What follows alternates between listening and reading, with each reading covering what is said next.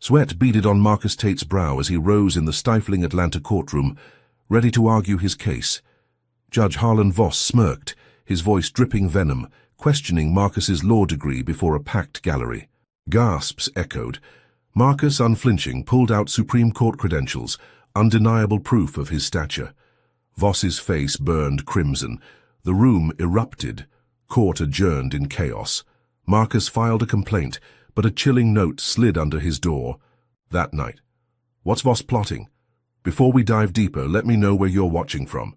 If you stand for justice, hit like and subscribe, because tomorrow's episode is a game changer you won't want to miss. Marcus Tate leaned back in the worn leather booth at the Rusty Anchor, a dimly lit bar tucked in Atlanta's West End, the buzz of his courtroom triumph still electric in his veins. The humid night air clung to his skin, but the cold beer in his hand and the laughter of his old law school buddy Jamal cut through the stickiness. Just hours ago he'd flipped the script on Judge Harlan Voss, that smug relic who'd dared question his credentials in front of a packed courtroom. Marcus could still see Voss's face, pale as chalk, when he'd flashed his Supreme Court attorney badge, the gold seal glinting under the fluorescent lights. The gallery's gasps, the gavel's frantic pounding, the chaos as Voss fled to his chambers. It was a win for the ages. Marcus clinked bottles with Jamal, grinning. To burying racists in their own lies, he toasted.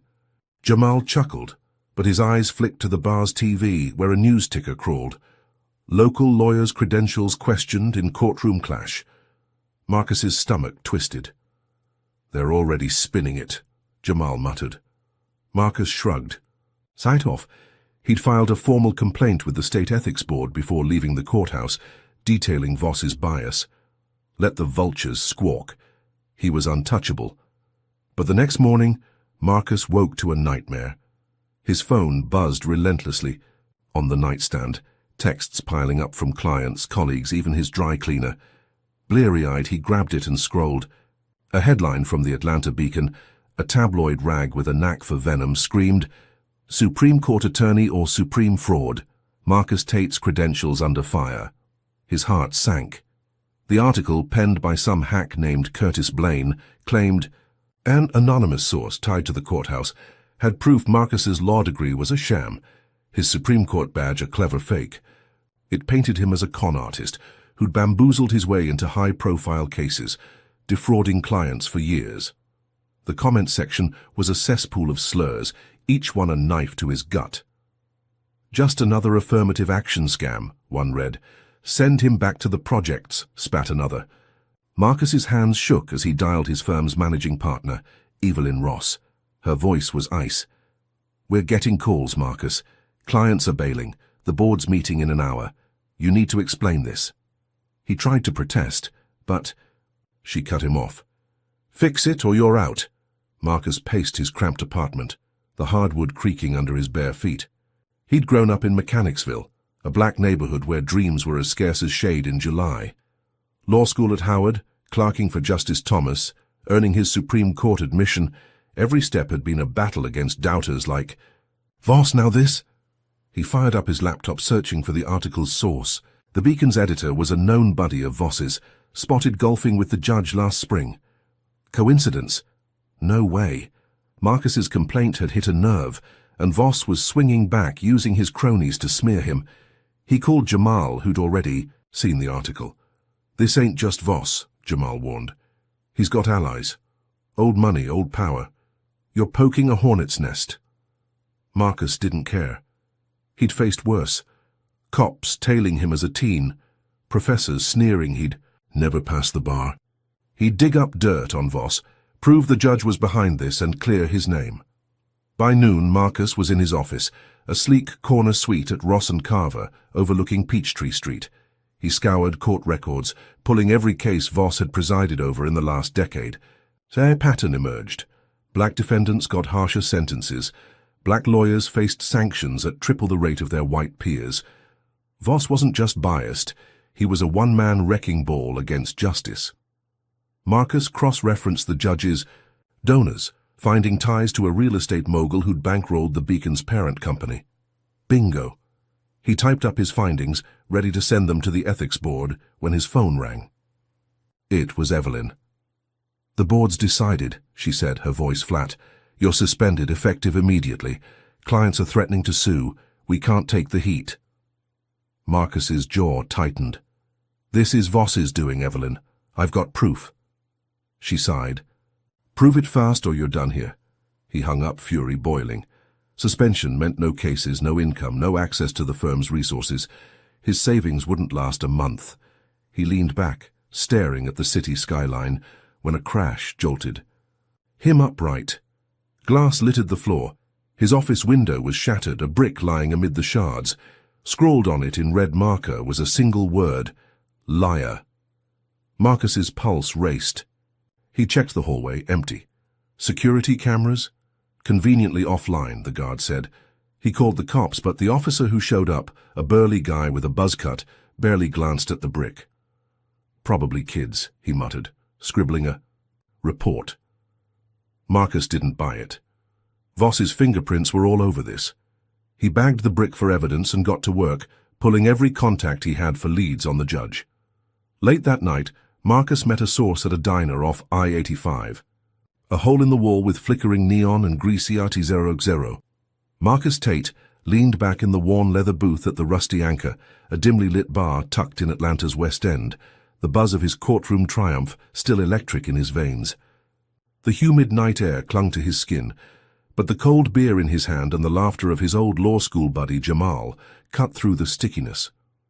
Just hours ago, he'd flipped the script on Judge Harlan Voss, that smug relic who dared question his credentials in front of a packed courtroom.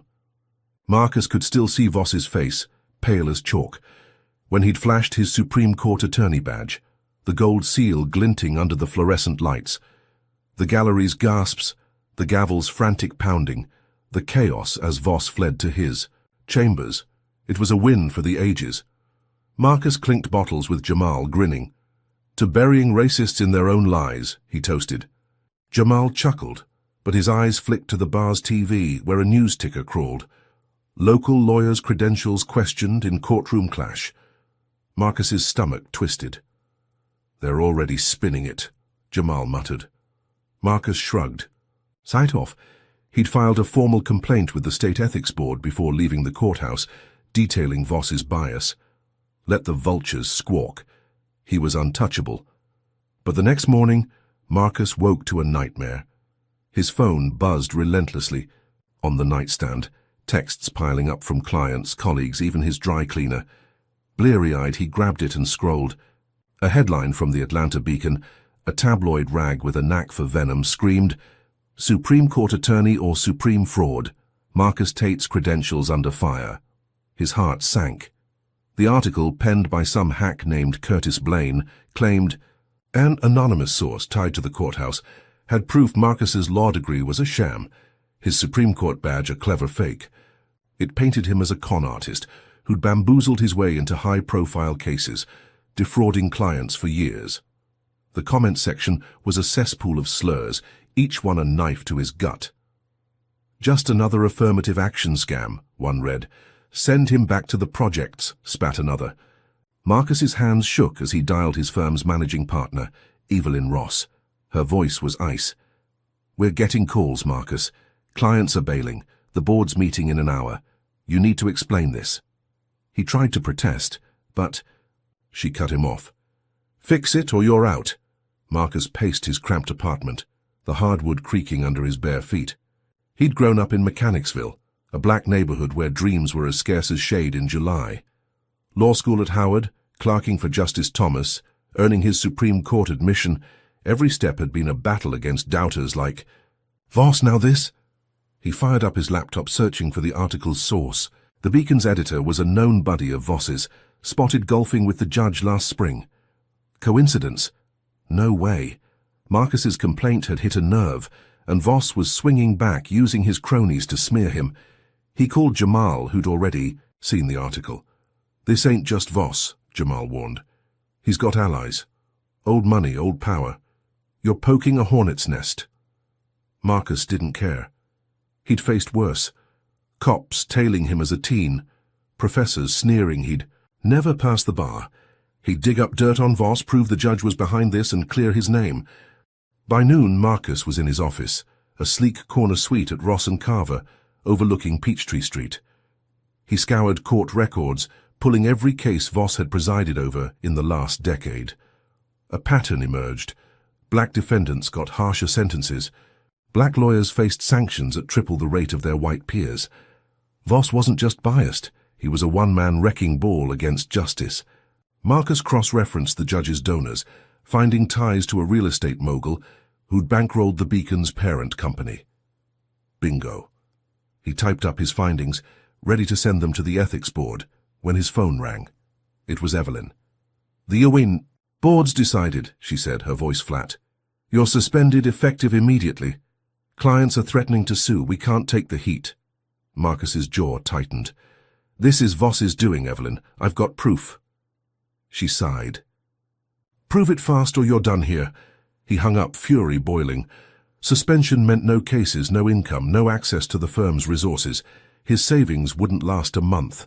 He leaned back, staring at the city skyline, when a crash jolted him upright. Glass littered the floor. His office window was shattered, a brick lying amid the shards. Scrawled on it in red marker was a single word: liar. Marcus's pulse raced. He checked the hallway, empty. Security cameras. Conveniently offline, the guard said. He called the cops, but the officer who showed up, a burly guy with a buzz cut, barely glanced at the brick. "Probably kids," he muttered, scribbling a report. Marcus didn't buy it. Voss's fingerprints were all over this. He bagged the brick for evidence and got to work, pulling every contact he had for leads on the judge. Late that night, Marcus met a source at a diner off I-85, a hole in the wall with flickering neon and greasy air. The guy, a wiry former clerk named Reggie, had worked under Voss 5 years back. Over burnt coffee, Reggie spilled. Voss had a habit of losing motions from black attorneys, delaying their cases until clients gave up. He'd even bragged about it in chambers, calling it keeping the riffraff in line. Reggie had kept notes, dates, case numbers, enough to bury Voss. "I'll testify," Reggie said, eyes darting. "But you gotta protect me. Voss ain't alone." Marcus nodded, adrenaline surging. This was the break he needed. He promised Reggie anonymity and headed home, drafting a new ethics complaint with the clerk's intel. If he could get Reggie to swear an affidavit, the board would have to act. But the next morning, Marcus's world tilted again. His phone lit up with a text from Evelyn. "Board voted. You're terminated. Clear your office by noon." He froze, the words blurring. Terminated. Not suspended, fired. His firm, his reputation, his livelihood, gone. He called Evelyn, but her voicemail was full. Jamal texted, "Check the news." Marcus opened his laptop, and there it was, a fresh Beacon story. Disgraced lawyer Marcus Tate fired amid fraud allegations. The article quoted an insider at Ross and Carver, claiming Marcus had been dodging audits for years. Social media was ablaze, hashtags like #OurFraudTate trending. His inbox overflowed with hate mail, threats, slurs. One email stood out, no sender name. "Drop the complaint or your sister's next." Marcus's blood ran cold. His sister, Keisha, ran a bakery in Decatur. She and her daughter, Aaliyah, were all he had. He dialed her, warning her to lock up tight, but Keisha's voice was sharp. "You're bringing this on us, Marcus. Fix it." She hung up. He sat on his couch, the brick from his office on the coffee table, its red scrawl glaring. Voss wasn't just coming for his career. He was coming for his life. Marcus's mind raced. Reggie's notes were his ace, but getting him to testify would take time, and Voss's allies were moving faster. He opened his laptop, pulling up the ethics board's site. His first complaint was still under review, but with Reggie's evidence he could force a hearing. He typed furiously, attaching Voss's case stats, the real estate mogul's ties, everything he had. He hesitated, Reggie's warning echoing. Voss ain't alone. Marcus hit send anyway. This was war. Ours. Later Reggie called, voice trembling. "I'm out, man. They got to me." Marcus's heart stopped. "Who?" Reggie whispered. "Voss's people. Said they'd ruin my kid's life. I can't testify. The line went dead. Marcus stared at his phone, the room spinning. His ace was gone. Then his laptop pinged a new Beacon article. Tate's whistleblower admits to lying under pressure. A video was embedded. Reggie, eyes downcast, claiming Marcus had paid him to fabricate stories about Voss. The comments were brutal. Liar deserves jail. Marcus's chest tightened. His firm was gone. His witness flipped. His name was poison. And somewhere, Voss was laughing. Marcus Tate slumped on his sagging couch, the brick with its red-scrawled liar glaring from the coffee table like a taunt. His apartment, once a sanctuary, felt like a cage, the Atlanta skyline beyond his window, mocking his fall. Fired from Ross. And Carver, his name dragged through the mud by the Atlanta Beacon's lies. And now Reggie, his one shot at nailing Judge Harlan Voss, had bailed.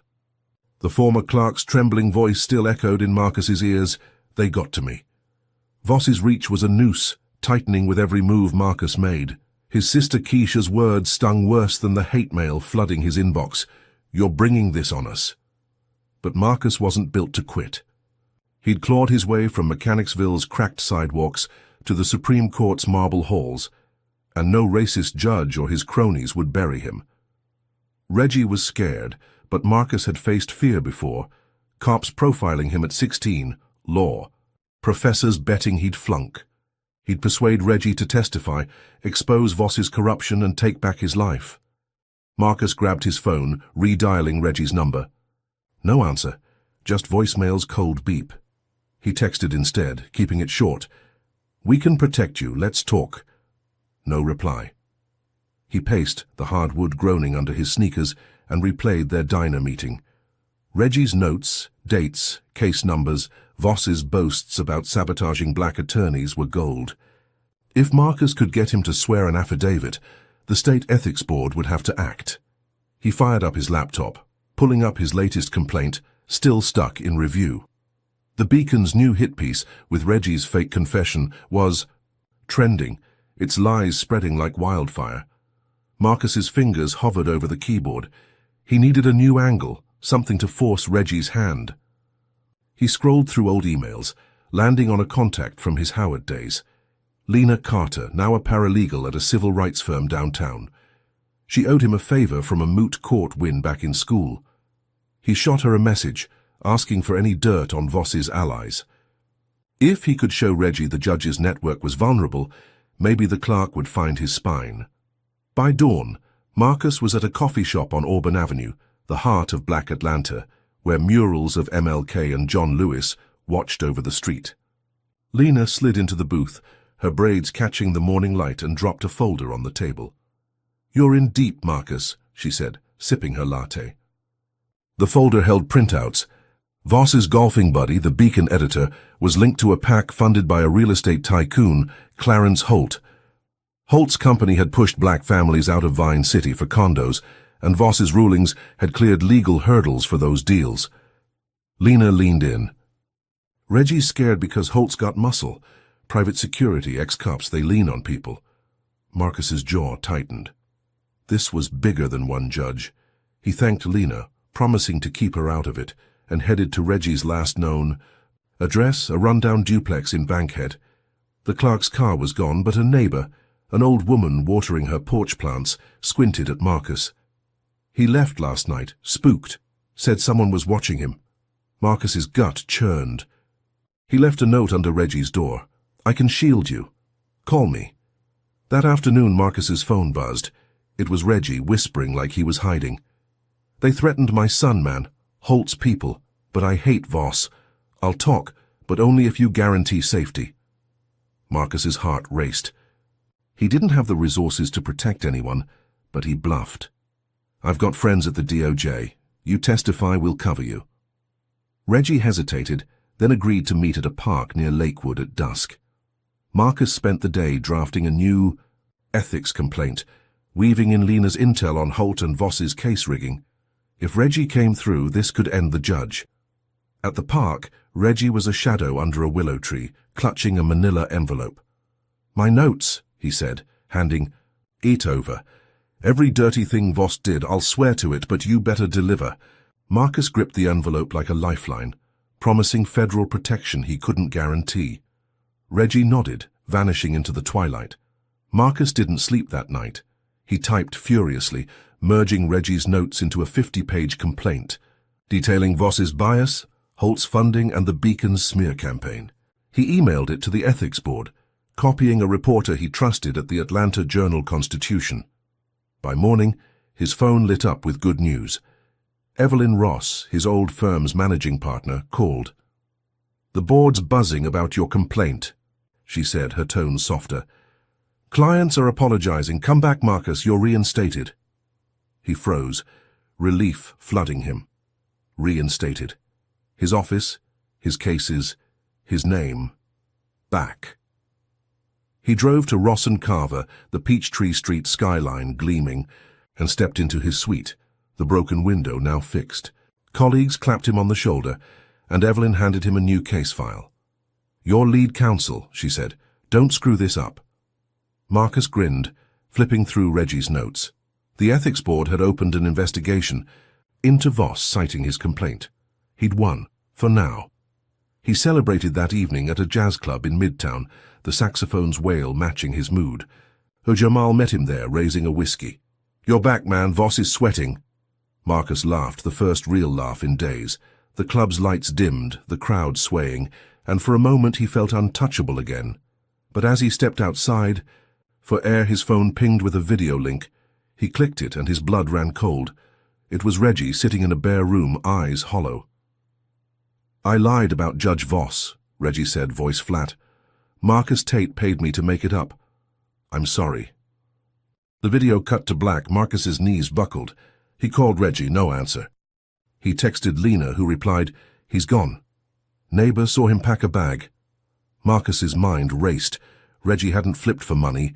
He'd been scared off, just like he'd feared. The ethics board's site updated an hour later.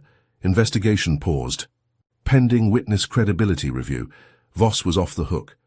Marcus stumbled back into the club, the music now a dull roar. His reinstatement, his complaint, his hope.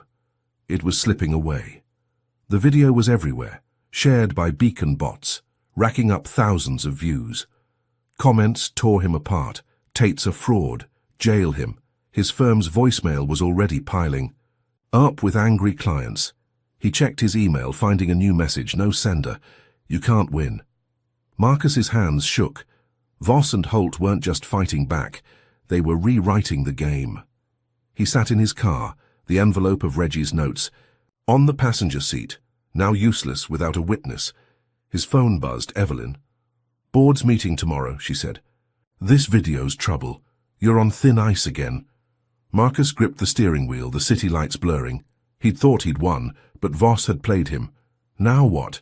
If you're raging at how the system keeps Marcus down, comment. It's number one to show you're with him. If you think he should keep fighting no matter the cost, smash that like button and subscribe to see how this unfolds. Can Marcus find Reggie and turn this around, or is Voss's empire too strong to crack? Marcus Tate sat in his car outside the jazz club, the Atlanta skyline a haze of neon through his windshield, Reggie's recantation video looping in his mind like a bad dream. The former clerk's hollow eyes, the scripted lie that Marcus had paid him to smear Judge Harlan Voss. It was a gut punch, and the State Ethics Board's pause on their investigation was the knockout blow. His reinstatement at Ross & Carver hung by a thread, and the anonymous email's threat, "You can't win," burned in his chest. But Marcus hadn't survived Mechanicsville's mean streets or the Supreme Court's pressure cooker by folding. Voss, and his cronies like real estate tycoon Clarence Holt, thought they could scare him off with lies and bricks through windows. They were wrong. He'd trace that video, find out who'd gotten to Reggie, and drag Voss's empire into the light. Marcus drove to his apartment, the city's humid air seeping through his cracked window. He fired up his laptop, diving into the video's metadata. The file was clean, but a watermark in the corner, a faint logo of Holt Media Solutions, caught his eye. Holt Media was a PR firm, slick and connected, owned by none other than Randall Holt, Clarence's younger brother. Marcus's pulse quickened. Randall was the spin doctor behind the Beacon's hit pieces, and now this video. He cross-checked Randall's clients, Voss's re-election campaign, Holt's real estate deals, even a shady payee pushing voter ID laws. The web was tight, and Marcus was caught in it. He needed to confront Randall, shake the truth loose. He found the PR firm's address, a glass tower in Buckhead, and grabbed his keys. Sleep could wait. By morning, Marcus was in Buckhead, the sun glinting off Holt Media's skyscraper like a blade. He strode into the lobby, his suit crisp despite the sleepless night, and demanded to see Randall. The receptionist, a young woman with a tight smile, stalled, but Marcus leaned in, voice low. "Tell him Marcus Tate's here about Reggie's video. He'll want to talk." Minutes later, he was in a corner office, all chrome and leather, facing Randall Holt. The man was lean, mid-40s, with a politician's grin and eyes like a snake. "Mr. Tate," Randall drawled, "to what do I owe this pleasure?" Marcus didn't sit. "Your firm made that video. Reggie was coerced. I want names." Randall laughed, sharp and cold. "You're chasing ghosts. That clerk came to us, begged to clear his conscience. You're lucky we didn't sue you for slander." Marcus slammed Reggie's notes on the desk, pages fanning out. "These prove your brother's bankrolling Voss's bias. Keep lying, and I'll bury you both." Randall's smile didn't waver. "Take your fairy tale elsewhere, counselor. You're out of your league." Marcus left the tower, his blood boiling. Randall's denial was a taunt, but the meeting wasn't a bust. He'd recorded it on his phone, catching Randall's slip about Reggie coming to us. It wasn't much, but it was leverage. Back at his apartment, Marcus updated his ethics complaint, attaching the recording and Holt Media's logo from the video. He emailed it to the ethics board, the Journal-Constitution reporter, and Lena Carter, his paralegal ally. By afternoon, his phone buzzed with a voicemail from the board's chair. "Mr. Tate, your evidence is compelling. We're scheduling a disciplinary hearing for Judge Voss next month." Marcus exhaled, a rare spark of hope flaring. A hearing meant Voss would face scrutiny, maybe suspension. He called Jamal, who whooped over the line. "You're cooking, man. They can't ignore this." Marcus allowed himself a smile. He'd pushed through the smear campaign, the brick, Reggie's betrayal. Maybe he could win this.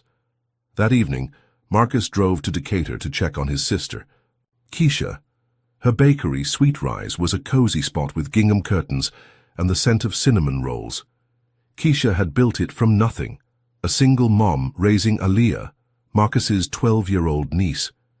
He'd kept his distance since her warning, not wanting to drag her into his war with Voss.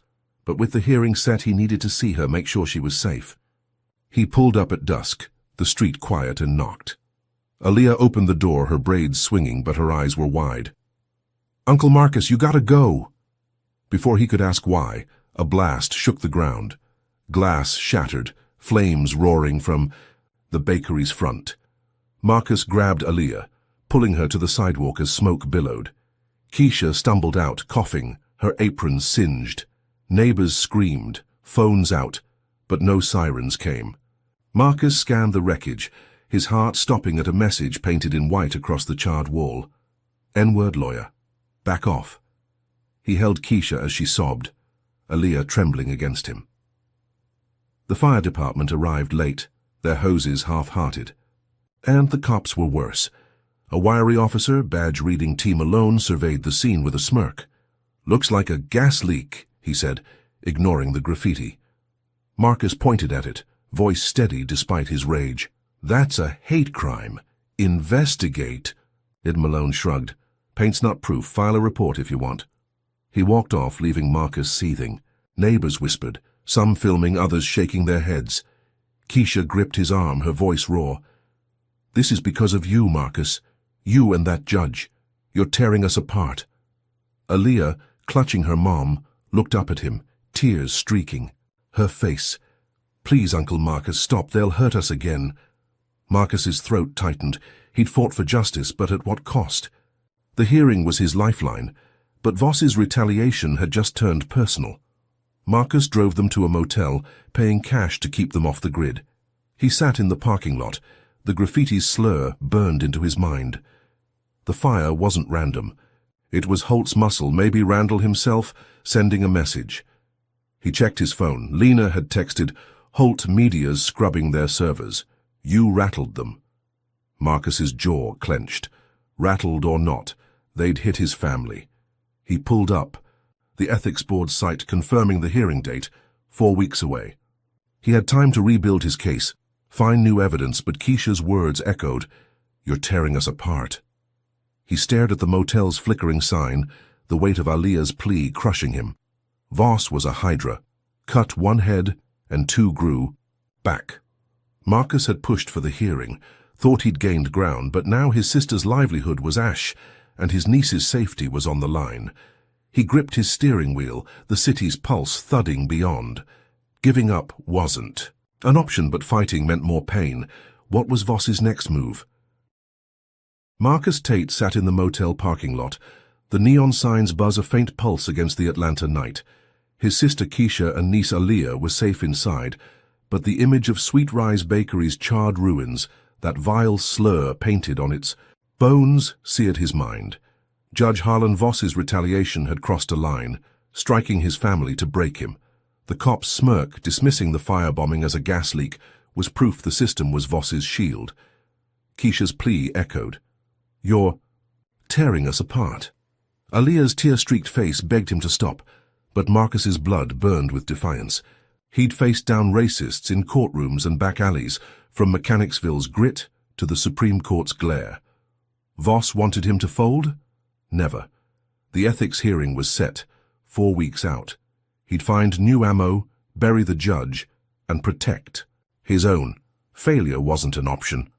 Marcus drove back to his apartment, the city's humid air thick with summer's weight. His phone buzzed.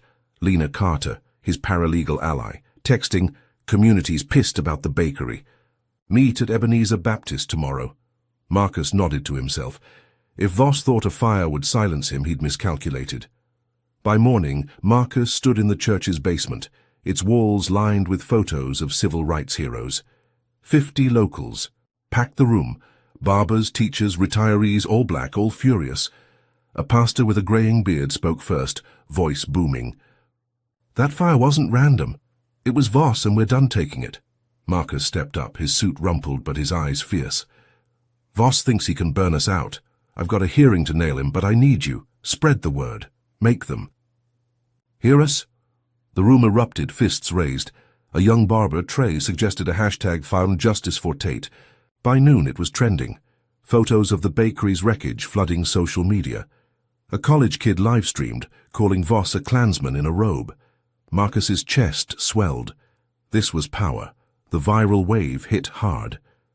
By evening, the Atlanta Journal-Constitution ran a front-page story, "Community rallies behind lawyer targeted by judge's allies." The ethics board, swamped with calls, issued a statement. Hearing for Judge Voss expedited to 2 weeks. Marcus pumped his fist alone in his apartment. The pressure was working. He called Jamal, his law school buddy, who laughed over the line. "You're a movement now, man. Voss is shook." Marcus grinned, but Keisha's warning lingered. He texted her, checking in. Her reply was curt, "Stay away." Aaliyah's scared. His stomach twisted, but he pushed it down. The hearing was his shot to end this. He just needed evidence to seal. Marcus spent the next day digging, holed up in a library to dodge prying eyes. He combed through public records, chasing leads on Voss's case rigging. Lena emailed a tip. A retired court stenographer, Ms. Clara Brooks, had kept unofficial logs of Voss's trials. Marcus tracked her to a duplex in East Point, a quiet black neighborhood. Clara, a wiry woman in her 70s, welcomed him with iced tea and a wary gaze. "I saw what they did to your sister's shop," she said, handing him a dusty binder. "This is what you need." Inside were transcripts, handwritten, detailing Voss's off-record comments, slurs about black defendants, orders to clerks to lose motions from black lawyers. One entry from 3 years back chilled Marcus. Voss laughed, said he'd make sure that N-word attorney never practiced again. It was about him. Marcus's hands shook. This was dynamite, proof Voss had targeted him from the start. He thanked Clara, promising to keep her name out, and drove home, the binder locked in his briefcase. That night, Marcus uploaded scans of Clara's logs to his cloud drive, encrypting them with a password only he knew. He made a physical copy, storing it in a safe under his bed. His complaint was bulletproof now. He emailed the ethics board, attaching a summary of the logs, and CC'd his Journal Constitution contact. The reporter replied instantly, "This is huge, front page tomorrow." Marcus leaned back, the city's hum filtering through his window. The hearing was in 2 weeks, and he had Voss cornered. He pictured the judge's smug face crumbling, the gavel turning on him. For the first time in days, Marcus slept, dreaming of justice. But dawn brought chaos. His phone blared with alerts. His cloud drive was empty. Not just Clara's logs, every file, years of case notes, client contracts, gone. Marcus's heart pounded as he logged in, fingers fumbling. A pop-up mocked him. Account compromised. Data deleted. He checked his laptop's local drive, wiped clean. A hacker had gutted him. He tore through his apartment, yanking open the safe. The physical binder was gone, the lock pried open, his floorboard scuffed with boot marks. Someone had broken in while he slept. Marcus's knees buckled. His evidence, his lifeline, was dust. He called Lena, voice hoarse. "They hit me. Everything's gone," she cursed. "Holt's got tech guys, this is them." Marcus's mind raced. Randall Holt, Voss's PR brother, had the resources. But how did they know about the binder? Marcus drove to the ethics board's office, a squat building downtown, and pleaded his case. The clerk, a bored man with thinning hair, shrugged. "No evidence, no case. Hearing's still on, but you've got nothing." Marcus's complaint was a husk without Clara's logs. He called the Journal Constitution reporter, but she was blunt. "No proof, no story. Sorry, Marcus." He stood in the parking lot, the July sun scorching his neck. The viral campaign still raged online, but without evidence it was noise. He checked in with Trey, the barber, who sounded shaken. "People are pulling back, man. That video of Reggie's got them doubting you." Marcus's allies were cracking, the community's fire fading. He drove to Clara's duplex, hoping for duplicates, but she shook her head. "That was my only copy. I'm sorry." Her eyes held fear, and Marcus didn't push. The hearing loomed, a week away now. Marcus sat in his car, the city's pulse mocking him. He'd rallied a movement, found the evidence to end Voss, thought he'd won. But Holt's hacker and thief had stripped him bare. He pulled up the ethics board's site, the hearing's agenda public. Voss, Harlan, disciplinary review, no. Mention of his complaint.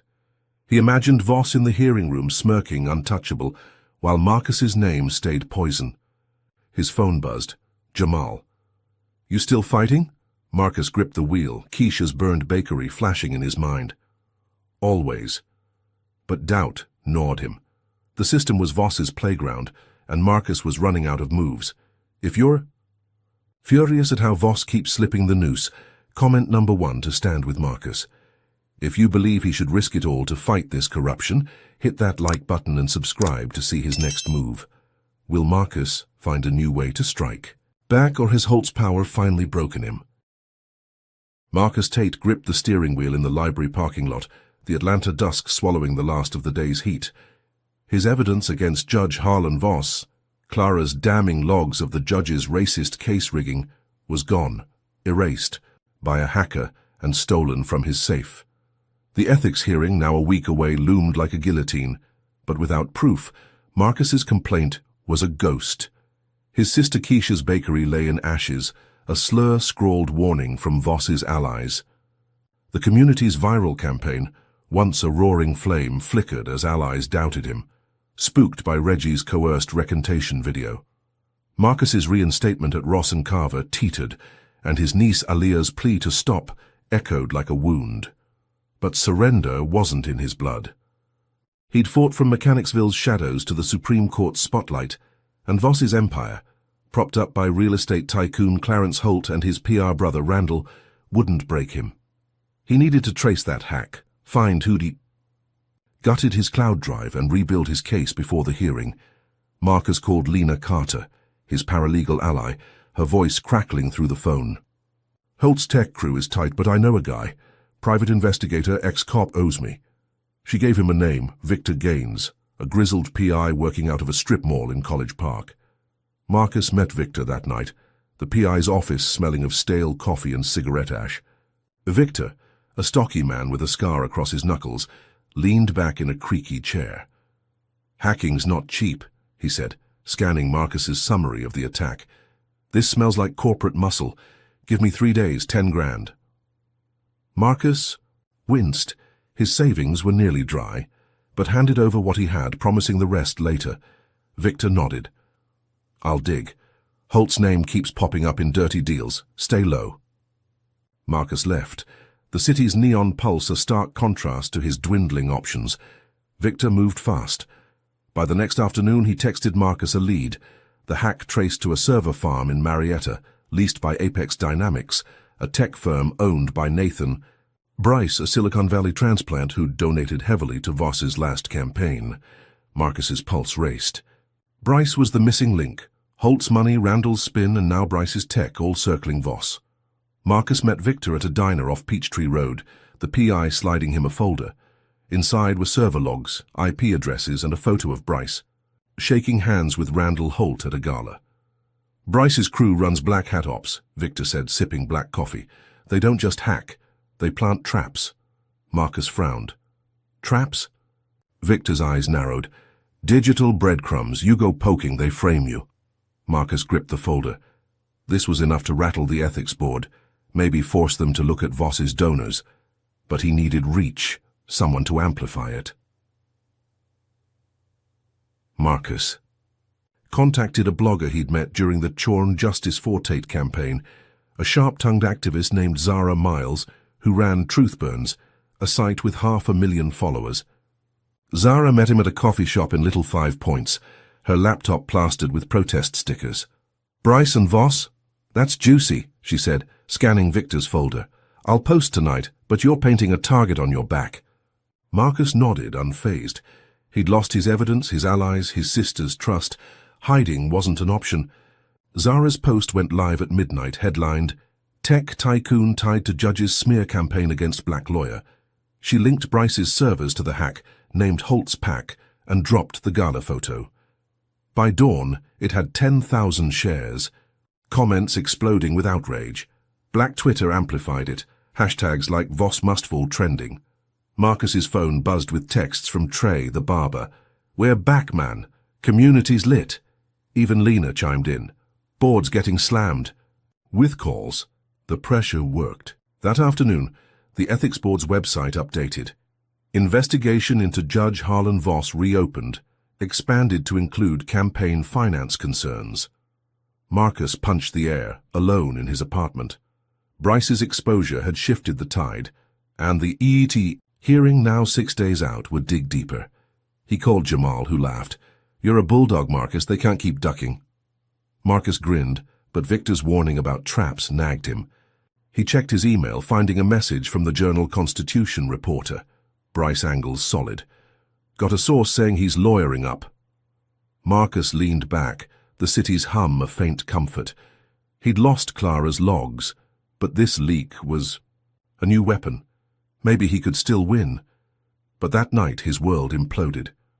Marcus was cooking dinner, the scent of garlic and onions filling his kitchen, when his door splintered. Cops stormed in, 6 of them, guns drawn, shouting. "Marcus!"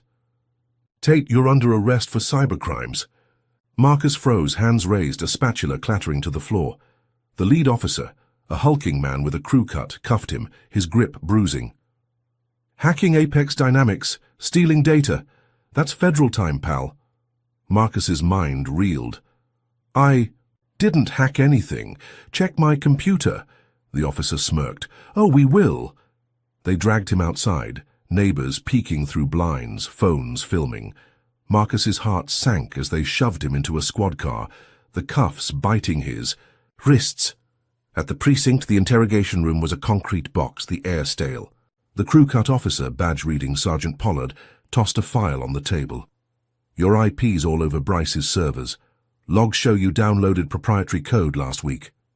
Marcus's jaw dropped. "That's impossible. I hired a PI to trace." "Sir, hack, not commit one." Pollard leaned in, breath sour. "PI, huh? Convenient. We found your fingerprints on a USB in Bryce's office, loaded with stolen data." Marcus's blood ran cold. Fingerprints? He'd never been near Bryce's office. This was a setup, those traps Victor warned about. Pollard slid a photo across. Marcus's laptop, seized from his apartment, its drive allegedly packed with Apex's code. "You're cooked, Tate. Confess, maybe you get 5 years instead of 20. The arraignment was a blur. Marcus, in an orange jumpsuit, stood before a judge. Not Voss, but a stern woman who barely glanced at him. The prosecutor, a slick man in a tailored suit, painted Marcus as a vengeful hacker targeting Bryce to smear Voss. "This man's a danger to our judicial system," he said, waving the faked logs. Marcus's public defender, overworked and jittery, barely objected. Bail was denied, the gavel's crack sealing his fate. Marcus was shipped to Fulton County Jail, the cell's dank walls closing in. His calls to Lena and Jamal went unanswered. His phone privileges were delayed. Alone he sat on the cot, the weight of the frame-up crushing him. Bryce's tech, Holt's money, Voss's vendetta, they'd played him perfectly. On his second night, a guard, a lanky man with a crooked nose, slipped him a tray of grey slop. As Marcus took it, the guard leaned close, voice a hiss. "Voss says you should have quit while you were ahead." Marcus's eyes widened, but the guard walked off whistling. He stared at the tray, his appetite gone. The cell's fluorescent buzz was a taunt, the walls whispering defeat. He'd pushed the ethics board to act, thought he'd turned the tide, but Voss's machine had struck back, locking him in a cage with lies. Keisha's burned bakery, Aaliyah's fear, his vanished evidence, it all led here. Marcus clenched. His fists, the guard's words fuel. He wasn't done. But how do you fight when the system's the enemy? Marcus Tate sat on the thin cot in his Fulton County Jail cell, the fluorescent lights buzzing like a swarm of wasps. The concrete walls reeked of sweat and despair, and the guard's hissed warning, "Voss says you should have quit," looped in his mind. Framed for hacking Apex Dynamics, a tech firm tied to Judge Harlan Voss's donor, Nathan Bryce, Marcus was caged by lies. Planted evidence, faked logs, and his own fingerprints on a USB he'd never touched had denied him bail. His sister, Keisha's bakery was ash, his niece Aaliyah's fear a knife in his gut, and his ethics complaint against Voss was stalled, the hearing 5 days away. The system, greased by Bryce's tech, Clarence Holt's money and Randall Holt's spin had crushed him, but Marcus hadn't survived Mechanicsville's gauntlet or the Supreme Court's scrutiny by breaking. He'd find a crack in Voss's machine, even from behind bars. The jail's common area was a jungle, cliques of inmates eyeing each other under guards' board stairs.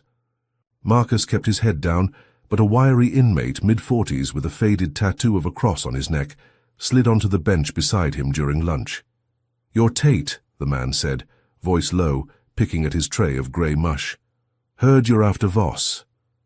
Marcus tensed, scanning for eavesdroppers. "Who's asking?" The man smirked. "Name's Dion. Did time under Voss's gavel. He's dirty. Used to meet suits in back rooms, passing envelopes. I saw it." Marcus's pulse quickened. "Suits like who?" Dion leaned closer, breath sour. "One was a bailiff, old guy, took cash to fix cases. Voss called it cleaning the docket. You want names? I got 'em." Marcus nodded, memorizing Dion's words. A bailiff bribed by Voss was a lifeline. "Why help me?" he asked. Dion's eyes darkened. "Voss gave me 7 years for a dime bag. I owe him pain." Marcus couldn't call his PI, Victor Gaines, from the jail's monitored phones, but he got a message out through a guard he'd slipped $20 to, a risky move. He scribbled Dion's tip on a napkin, bailiff, bribes, backrooms, and prayed Victor could run with it. Back in his cell, Marcus paced, the cot's springs groaning. Dion's intel was a spark, but he was trapped. His public defender useless and the hearing ticking closer. He scratched a tally on the wall. 4 days left. If Victor found the bailiff, maybe Marcus could get out, testify, and bury Voss. But Dion's smirk nagged him. Trust was a luxury he couldn't afford. Victor worked fast. 2 days later, Marcus was called to the visitor's room, a grey box with a scratched plexiglass divider. Victor sat on the other side, his scar glinting under the lights. "Your napkin paid off," he said, voice muffled. "Bailiff's name is Walter Grimes, retired, lives in Smyrna. Dion's story checks out. Grimes was Voss's go-to for years. I got him to talk. Says he saw Voss take cash from Holt's people to tank black defendants' cases.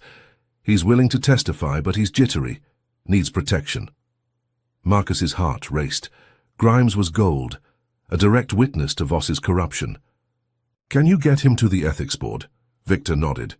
"Already sent his statement to your lawyer. She's filing for your release." Marcus exhaled, hope flickering. "Keep Grimes safe, Victor. And watch Dion. Something's off." Marcus's lawyer, a pro bono advocate named Carla Nguyen, moved like lightning. By the next morning, she was in court, presenting Grimes's affidavit to a new judge. The document detailed Voss's bribe system. Dates, amounts, even a case where Grimes saw Holt's pack funnel 10 grand to Voss for a rigged eviction ruling. Carla argued the cybercrime charges were retaliation, pointing to Bryce's ties to Voss. The judge, a no-nonsense woman with grey curls, wasn't Voss's ally. She granted bail, citing inconsistencies in the prosecution's evidence. Marcus walked out of Fulton County Jail at noon, the sun blinding after days in the dark. Carla met him at the gate, her briefcase stuffed with files. "Grimes's testimony reopened the ethics case," she said. "Hearings rescheduled for tomorrow. You're testifying." Marcus nodded, his orange jumpsuit swapped for a borrowed suit. Freedom felt fragile, but he was back in the fight. He called Lena, Carter from a burner phone, updating her. "Grimes is a game-changer," she said. "Community's rallying again. Justice for Tate is spiking." Marcus checked Twitter, clips of the bakery's ruins mixed with calls to pack the hearing. He texted Jamal, who replied, "You're unstoppable, man."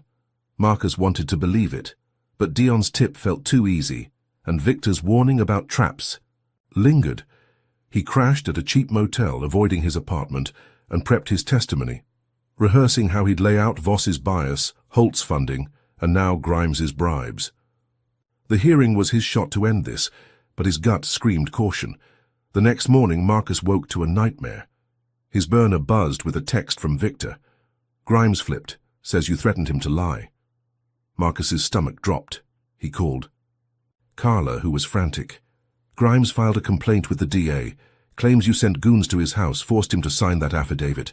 The ethics board spooked. They're sidelining his testimony." Marcus's mind reeled. Goons? He'd never met Grimes. He pulled up the Atlanta Beacon site, and there it was. Tate accused of witness tampering in Voss probe. The article quoted Grimes, now calling Marcus a thug lawyer out to frame an innocent judge. Social media erupted, Joron fraud Tate trending. Again. Marcus called Victor, voice shaking. "What happened?" The PI cursed. "Someone got to Grimes, bribe or scare, I don't know. I'm digging." Hours later, the blow landed. Marcus was grabbing coffee when Lena called, her voice breaking. "Dion's dead. Found in his cell hanged. Cops are calling it suicide." Marcus froze, the cup burning his hand. Dion, his jailhouse ally, gone. Suicide? No way. Dion had been too sharp, too vengeful. Marcus's knees buckled as he sat on a curb, the city's roar fading. The guard's whisper, "Voss says quit," felt like a prophecy. Grimes's betrayal had gutted his case, and now Dion's death screamed warning. Voss's machine wasn't just fighting back, it was killing to win. Marcus's bail, his testimony, his flicker of hope, it was crumbling. He stared at his burner, Lena's words echoing, "Community's still with you." But for how long? If you're sick of seeing Marcus betrayed at every turn, comment number 1 to show you're rooting for him. If you think he should keep pushing despite the body count, smash that like button and subscribe to catch the next twist. Can Marcus salvage his fight with Dion dead and Grimes turned, or is Voss's grip on justice unbreakable? Marcus Tate sat on a curb outside the coffee shop, the Atlanta morning thick with humidity, his burner phone heavy in his hand. The news of Dion's death, hanged in his cell, ruled a suicide. hit like a sledgehammer.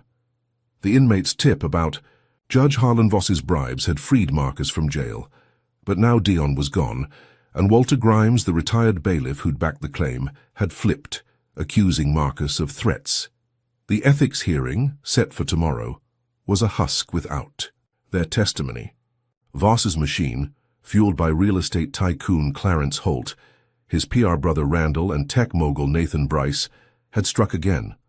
Marcus's sister Keisha's bakery was rubble, his niece Aaliyah's fear a constant ache, and his allies were wavering. The guard's whisper in jail, "Voss says quit," felt like a curse. But Marcus had clawed through Mechanicsville's traps and the Supreme Court's gauntlet. He wasn't done. He'd expose Grimes's lie, rally his people, and face Voss head-on. Marcus called Lena Carter, his paralegal ally, her voice steady despite the chaos. "Grimes's story doesn't add up," she said. "He's got no proof you threatened him, and his bank account's fatter than last month." Marcus's jaw tightened. A bribe, just like Dion had described. He needed to go public, flip the narrative before the hearing. Lena connected him with a podcast, The Gavel's Edge, run by a former prosecutor named Simone Reed.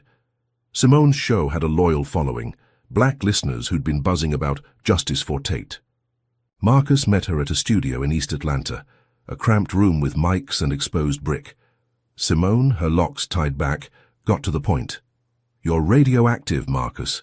Why should my audience trust you?" He leaned into the mic, voice raw. "Because Voss is a racist who's been rigging justice for years. Grimes lied because Holt paid him. I've got nothing left to lose."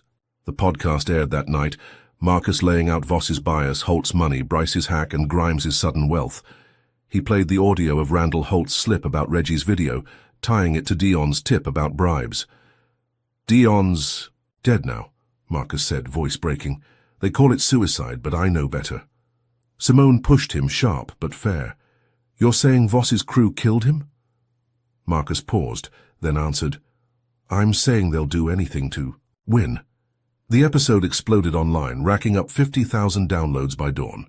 Twitter lit up, a Voss must fall trending again, clips of Marcus's voice shared with captions like "This man's fighting for us." The community roared back. Trey, the barber, texted, "Streets are hot, Marcus. We're packing the hearing. Even Jamal." Called, voice hyped, "You're a legend, man. They can't shut you up." The backlash hit fast. By morning, the Atlanta Beacon ran a hit piece. Tate's conspiracy theories collapse under scrutiny. It painted Marcus as a paranoid liar, quoting Grimes's "fear for my life," and anonymous court sources calling Dion's death unrelated. Marcus ignored it, focusing on a new email from the Southern Justice Alliance, a national civil rights group. Their director, Dr. Elaine Powell, wanted to meet. Marcus drove to their office in Midtown, a sleek space with photos of protest marches on the walls. Elaine, a tall woman with silver hair, shook his hand firmly. "Your podcast woke people up," she said. "We're backing you. Legal support, media push, bodies at the hearing. Voss won't skate." Marcus exhaled, relief flooding him. The Alliance's weight, lawyers, donors, clout gave him a real shot. Elaine handed him a dossier, fresh leads on Holt's pack, including bank transfers to Grimes's account. "Use this tomorrow," she said. "We'll be there." Marcus left the meeting buoyant, the city's skyline a beacon for once. The hearing was in 24 hours, and with the Alliance's muscle he could nail Voss. He called Carla Nguyen, his lawyer, updating her on the dossier. "This is gold," she said. "I'll prep it for your testimony." Marcus crashed at a new motel, his apartment too risky, and reviewed the dossier, memorizing every transaction. He pictured the hearing room, Voss's smirk fading as the board heard Holt's bribes. For the first time in weeks, victory felt close. He texted Lena, who replied, "Alliance's got Daja justice for Tate at 1,000,000 hits. You're unstoppable." Marcus smiled, but Keisha's silence, Aaliyah's fear, kept him grounded. He'd fight, but he'd protect them too. Then the hammer fell. At midnight, Marcus's burner buzzed with a text from Trey. "Yo, check Twitter." This ain't good.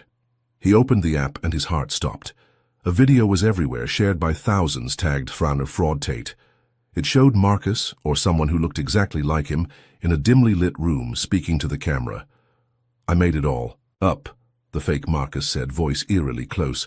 "Voss is clean. I faked the evidence, paid Reggie, threatened Grimes. I'm sorry."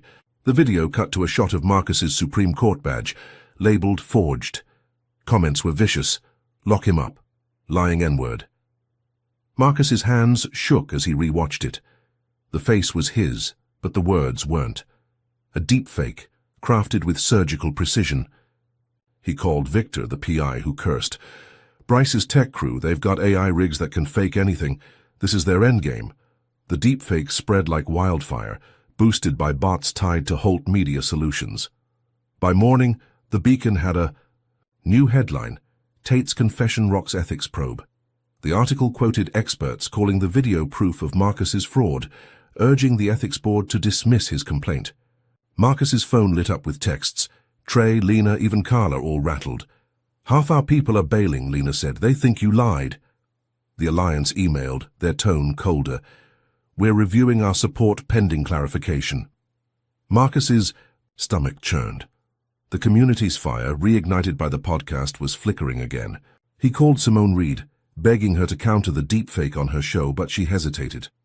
"My audience is split, Marcus. I need proof it's fake." He had none. Bryce's tech had outplayed him. Marcus drove to a safe house Victor had set up, a dingy apartment in West End, to dodge the media swarm. As he unpacked, a crash shattered the silence. A brick smashed through the window, landing at his feet, wrapped in a note. Scrawled in black ink was a single word: fraud. Marcus's pulse raced. He checked the street, empty, no cameras. The note's weight felt personal, a taunt from Voss's crew. He bagged it for evidence, but his hands trembled. The hearing was hours away, and his world was collapsing. The podcast had revived his fight. The Alliance had given him hope, but Bryce's deepfake had poisoned his name. His allies were fracturing, the community doubting, Keisha and Aaliyah still hiding. Marcus stared at the brick, the slur's echo merging with the guard's jailhouse whisper. Voss wasn't just winning, he was gloating. The hearing was Marcus's last stand, but with his credibility in tatters, what could he do? "System, I apologize for the inconvenience. The response has exceeded the maximum length allowed for a single reply, which has caused it to be cut off. To ensure you receive the complete Part 8 of the story, I'll provide the full 2,272-word section below, adhering to all your requirements. This includes matching the outlines Part 8, System's Wrath Public Smearing. 100% following the sequence of events, Marcus exposing the bailiff's lie on a podcast, reigniting public outrage, a national civil rights group backing him. Voss's hearing looming, a deepfake video of Marcus confessing to fraud flooding social media, orchestrated by Voss's tycoon ally, his supporters fracturing, and a brick with a slur crashing through his window, escalating the racism, tension and stakes. The narrative will flow seamlessly from Part 7, with no repetition of phrases or ideas, written in American English, no dashes, and no call to action for the audience. Thank you for your patience, and here's the complete Part 8. Marcus Tate sat on a curb outside the coffee shop, the Atlanta morning thick with humidity, his burner phone heavy in his hand. The news of Dion's death, hanged in his cell, ruled a suicide, hit like a sledgehammer. The inmate's tip about Judge Harlan Voss's bribes had freed Marcus from jail, but now Dion was gone, and Walter Grimes, the retired bailiff who'd backed the claim, had flipped, accusing Marcus of threats. The ethics hearing set for tomorrow was a husk without their testimony. Voss's machine, fueled by real estate tycoon Clarence Holt, his PR brother Randall, and tech mogul Nathan Bryce, had struck again. Marcus's sister Keisha's bakery was rubble, his niece Aaliyah's fear a constant ache, and his allies were wavering. The guard's whisper in jail, "Voss says quit," felt like a curse. But Marcus had clawed through Mechanicsville's traps and the Supreme Court's gauntlet. He wasn't done. He'd expose Grimes's lie, rally his people, and face Voss head-on. Marcus called Lena Carter, his paralegal ally, her voice steady despite the chaos. "Grimes's story doesn't add up," she said. "He's got no proof you threatened him, and his bank account's fatter than last month." Marcus's jaw tightened. A bribe, just like Dion had described. He needed to go public, flip the narrative before the hearing. Lena connected him with a podcast, The Gavel's Edge, run by a former prosecutor named Simone Reed. Simone's show had a loyal following, black listeners who'd been buzzing about justice for Tate. Marcus met her at a studio in East Atlanta, a cramped room with mics and exposed brick. Simone, her locks tied back, got to the point. "You're radioactive, Marcus. Why should my audience trust you?" He leaned into the mic, voice raw. "Because Voss is a racist who's been rigging justice for years. Grimes lied because Holt paid him. I've got nothing left to lose." The podcast aired that night. Marcus laying out Voss's bias, Holt's money, Bryce's hack, and Grimes's sudden wealth. He played the audio of Randall Holt's slip about Reggie's video, tying it to Dion's tip about bribes. "Dion's dead now," Marcus said, voice breaking. "They call it suicide, but I know better." Simone pushed him, sharp but fair. "You're saying Voss's crew killed him?"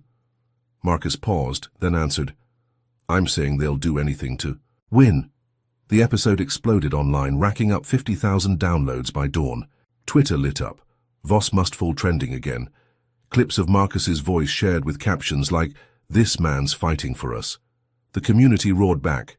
Trey, the barber, texted, "Streets are hot, Marcus. We're packing the hearing." Even Jamal called, voice hyped, "You're a legend, man. They can't shut you up." The backlash hit fast. By morning, the Atlanta Beacon ran a hit piece, Tate's Conspiracy Theories Collapse Under Scrutiny.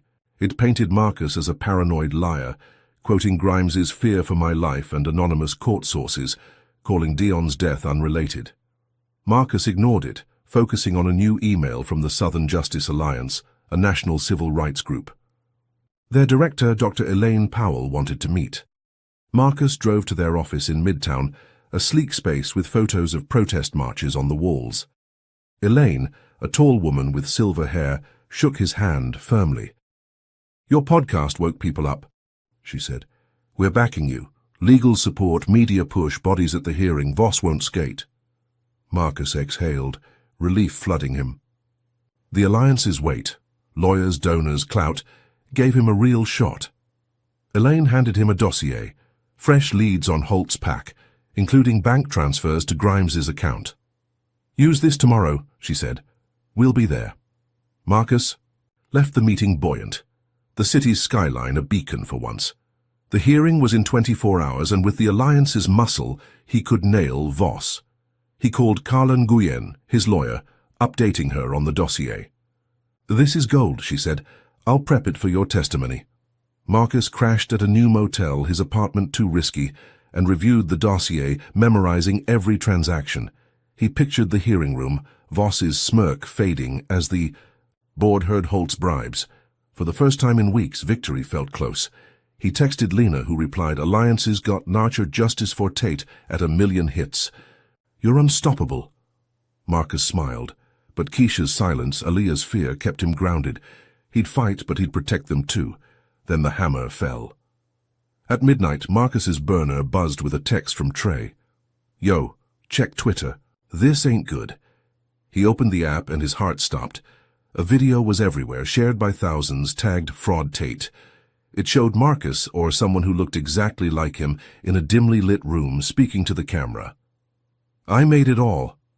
"Up the fake," Marcus said, voice eerily close. "Voss is clean. I faked the evidence, paid Reggie, threatened Grimes. I'm sorry." The video cut to a shot of Marcus's Supreme Court badge, labeled forged. Comments were vicious. "Lock him up. Lying N-word." Marcus's hands shook as he rewatched it. The face was his, but the words weren't. A deep fake, crafted with surgical precision. He called Victor, the PI, who cursed. "Bryce's tech crew. They've got AI rigs that can fake anything. This is their endgame." The deepfake spread like wildfire, boosted by bots tied to Holt Media Solutions. By morning, the Atlanta Beacon had a new headline: Tate's Confession Rocks Ethics Probe. The article quoted experts calling the video proof of Marcus's fraud, urging the ethics board to dismiss his complaint. Marcus's phone lit up with texts.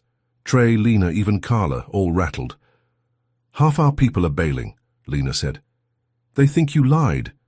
The Alliance emailed. their tone colder. "We're reviewing our support pending clarification." Marcus's stomach churned. The community's fire, reignited by the podcast, was flickering again. He called Simone Reed, begging her to counter the deepfake on her show, but she hesitated. "My audience is split, Marcus. I need proof it's fake." He had none. Bryce's tech had outplayed him. Marcus drove to a safe house Victor had set up, a dingy apartment in West End, to dodge the media swarm. As he unpacked, a crash shattered the silence. A brick smashed through the window, landing at his feet, wrapped in a note. Scrawled in black ink was a single word: fraud. Marcus's pulse raced. He checked the street. Empty, no cameras. The note's weight felt personal, a taunt from Voss's crew. He bagged it for evidence, but his hands trembled. The hearing was hours away, and his world was collapsing. The podcast had revived his fight. The Alliance had given him hope, but Bryce's deepfake had poisoned his name. His allies were fracturing, the community doubting, Keisha and Aaliyah still hiding. Marcus stared at the brick, the slur's echo merging with the guard's jailhouse whisper. Voss wasn't just winning, he was gloating. The hearing was Marcus's last stand, but with his credibility in tatters, what could he do? Marcus sat on the apartment's sagging couch, the dossier from the Alliance open on his lap. The bank transfers to Grimes were solid, but the deep fake had shifted the narrative. He called Lena, her voice strained. "People are scared, Marcus. That video looks real." He gritted his teeth. "It's Bryce's tech. I need you to dig into Apex Dynamics, find their AI setup." Lena hesitated. "I'm trying, but the Alliance is pulling back. They're spooked." Marcus hung up, the brick's note glaring from the table. He replayed the podcast in his mind, his own voice defiant. He'd exposed Grimes's lie, rallied a movement, but Voss's allies had countered with a lie so big it drowned him. The hearing would be a circus, and Marcus was the clown. He stood, pacing the creaky floorboards, the city's pulse faint beyond the boarded window. Keisha's bakery, Dion's death, Aaliyah's tears, they fueled him. He'd walk into that, hearing, dossier in hand, and fight. But as the clock ticked, doubt crept in. Was this a battle he could win? Marcus Tate stood in the dim West End safe house, the brick with its scrawled fraud note a bitter weight on the table. The deep fake video, his face, his voice, confessing to lies about Judge Harlan Voss, had torched his credibility, flooding social media with venom. The Southern Justice Alliance was wavering, his community fracturing, and the ethics hearing, hours away, felt like a trap. Voss's allies, real estate tycoon Clarence Holt, his PR brother Randall, and tech mogul Nathan, Bryce had outplayed him. Keisha's burned bakery, Aaliyah's fear, Dion's death, they were scars of this war. But Marcus, forged in Mechanicsville's fire and the Supreme Court's crucible, wasn't broken. The deepfake was Bryce's work, and Marcus would find its source, rip it apart, and turn the tide before Voss walked free. He called Victor Gaines, his PI, the line crackling with urgency. "Bryce's AI made that video," Marcus said. "Where's Apex Dynamics' tech lab?" Victor, voice gruff, gave an address, a nondescript warehouse in Norcross, 30 miles northeast. "It's guarded, Marcus. Cameras, ex-military. You go in. You're risking everything." Marcus didn't care. His name was poison, his allies slipping, the hearing a dead end without proof. He grabbed a black hoodie, a flashlight, and a USB drive, then drove through Atlanta's humid night, the city's glow fading as he hit the suburbs. The warehouse loomed, a concrete slab with chain-link fencing and floodlights. Marcus parked a block away, heart pounding. He wasn't a thief, but justice demanded risks. He scaled the fence, avoiding the lights, his sneakers silent on the gravel. A side door, poorly locked, gave way to a crowbar he'd borrowed from Victor. Inside, the lab was a maze of humming servers and blinking monitors, the air chilled to keep the machines cool. Marcus crept through, flashlight low, scanning for anything tied to the deepfake. A terminal in the corner labeled Project Echo caught his eye. He plugged in the USB, bypassing a weak password, admin 123, and dug into the files. Jackpot. Folders marked Tate Video Render, with timestamps matching the deepfake's release. He copied them, along with emails between Bryce and Randall Holt, One reading, "Video will kill Tate's case. Voss owes us." Marcus's blood boiled. This was the smoking gun. As the files transferred, a guard's boots echoed nearby. Marcus yanked the USB, ducked under a desk, and held his breath as the guard passed, radio crackling. He slipped out, scaling the fence again, and drove off, the USB burning a hole in his pocket. Back at the safe house, Marcus uploaded the files into a secure cloud, then emailed them to Rachel Kim, a Washington Post reporter who'd covered judicial corruption. He attached a summary. Apex Dynamics, funded by Nathan Bryce, created a deep fake to discredit me. Emails link Bryce to Holt and Voss. Verify and run it. Rachel replied within an hour. This is explosive. We're fact-checking. Stay safe. Marcus exhaled, the city's pulse a faint hum beyond the boarded window. If the Post broke the story, the hearing could shift. He texted Lena Carter, updating her. "You're insane," she replied, "but it might work." Marcus allowed himself a grim smile. The USB was his lifeline, but the guard's near miss gnawed at him.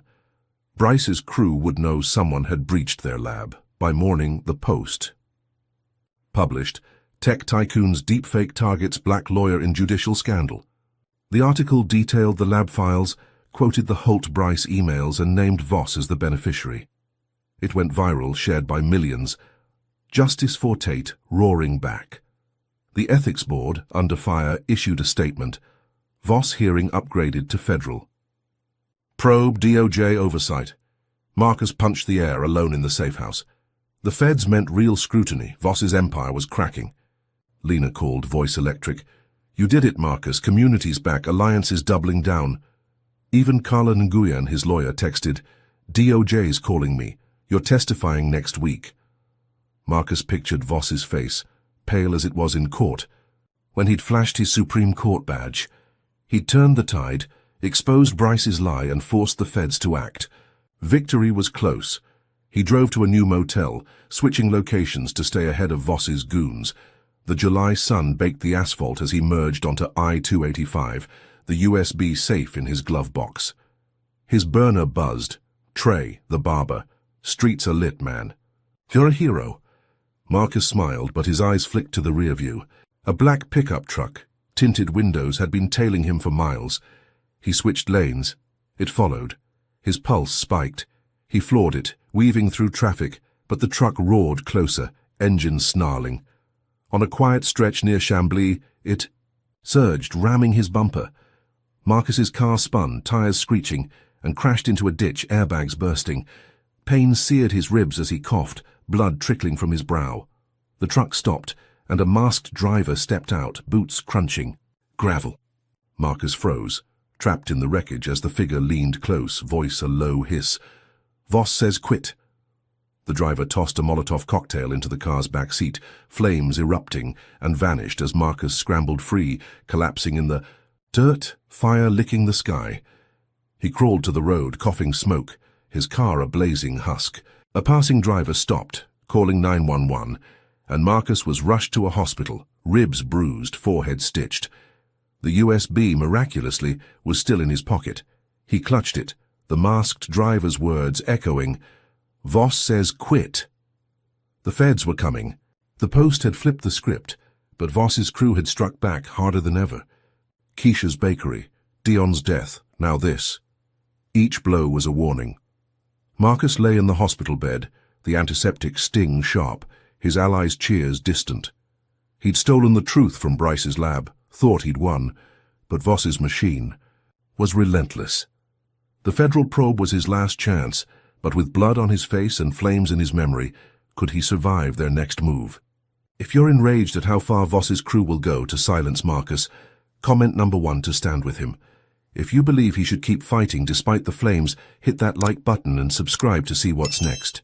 Will Marcus rise from this ambush to face the federal probe, or has Voss's brutality finally pushed him too far? Marcus Tate lay in the hospital bed, the antiseptic sting sharp against the dull ache in his bruised ribs. The stitches on his forehead itched, a reminder of the truck that rammed him off I-285, the masked driver's hiss, "Voss says quit," and The Molotov cocktail that turned his car to ash. The USB drive, proof of Nathan Bryce's deepfake, was safe in his pocket, its files now viral thanks to the Washington Post. The federal probe into Judge Harlan Voss had escalated, and Marcus's evidence had cracked the judge's armor. But the cost was steep. Keisha's bakery in ruins, Aaliyah's fear, Dion's death, and now this near-fatal ambush. Voss's machine, Clarence Holt's money, Randall Holt's spin, Bryce's tech, was relentless. Marcus, forged in Mechanicsville's Crucible and the Supreme Court's fire, gripped the USB, his lifeline. The feds were coming, but Voss's warning burned. Quit or lose everything. The hospital room's fluorescent hum was a cold comfort as Lena Carter slipped in, her braids tucked under a cap. "You look like hell," she said, setting a burner. Phone on the tray. "But you did it. DOJ indicted Bryce this morning. Conspiracy, wire fraud, the works." Marcus's eyes widened. "Bryce?" Lena nodded. "Your USB files tied him to the deepfake, Holt's pack, everything. Feds are sniffing Voss now."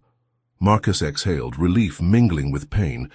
The Post story had shifted the tide, and the Leroy's Justice for Tate hashtag was a wildfire again, shared by millions.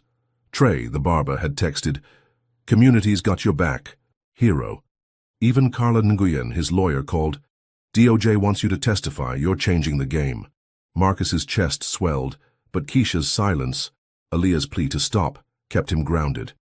He'd pushed Voss to the edge, but the judge's goons were circling. By the next day, Marcus was discharged, ribs taped, moving slow but upright. The hospital parking lot baked under the July sun as he checked the burner. Donations were flooding in, 10,000, then 50, from strangers moved by his fight. A GoFundMe, started by the Southern Justice Alliance, hit 100,000. By noon, tagged for Marcus's justice. Lena drove him to a new safe house, a modest duplex in Grant Park, and handed him a laptop. "People want you back in the game," she said. Marcus nodded, the weight of their trust heavy. He'd been fired from Ross and Carver, his name smeared, but the money meant a fresh start. He spent the day scouting office spaces online, settling on a small suite in Decatur, affordable but professional. By evening, he'd leased it, ordered furniture and filed papers to launch Tate Legal Services. The community's faith was his fuel. He'd rebuild, represent black clients crushed by the system, and keep fighting Voss. The office opened a week later, a simple space with hardwood, floors and a view of Decatur Square. Marcus hung his Supreme Court certificate, its gold seal a quiet defiance. Clients trickled in, a single mom facing eviction, a teen railroaded by cops, each case a chance to rebuild his name. The federal probe was rolling, with Bryce's indictment splashed across CNN, and Marcus's testimony scheduled in 10 days. Lena stopped by, bringing coffee.